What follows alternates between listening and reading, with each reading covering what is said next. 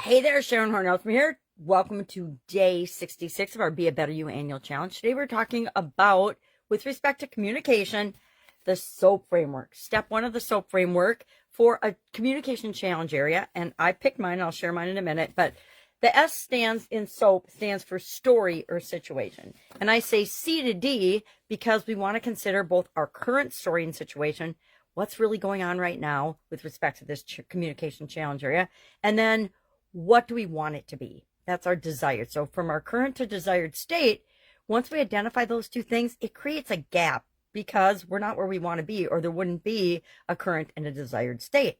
So identifying that gap is the first step of the process. We got to know where we're at and where we want to go in order to make any progress, in order to solve a problem, create the actual thing that we want with respect to communication. So what I like to do is in my journal, let me put my coffee down. I went about 5 days without coffee and had horrible headaches again, so I'm back to coffee. All right, so I need a magnifying glass, and here we go.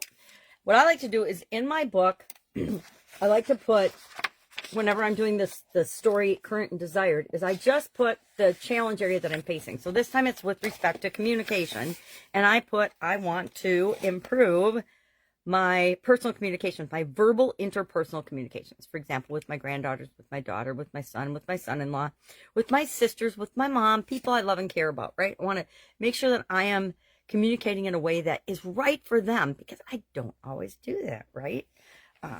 Like I said, I usually pick listening as an improvement area, but today I'm going to do something different.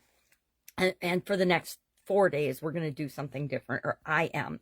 And so, for example, I put in my current situation, I yell at my granddaughters, which is super duper embarrassing for me because I don't want to be considered or thought of as a yeller. I have a high volume as it is, so the last thing I need to be doing is raising my voice and yelling. And that doesn't get the result that I want anyway. So then what is my desired result?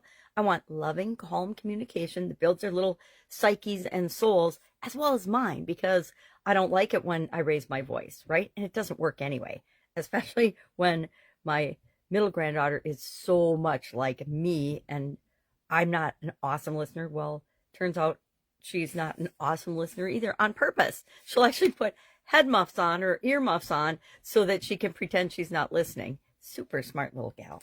And then I put a couple of other things, negative thoughts, not really being consciously aware and paying attention to the feelings, and trying to negating the feelings of other people in my communication, because I want them to feel better, not because that's what they want. Sometimes we just need to vent and get things out of our system, and we just need a sounding board to listen to us and do that. And I need to be better at determining which is going on.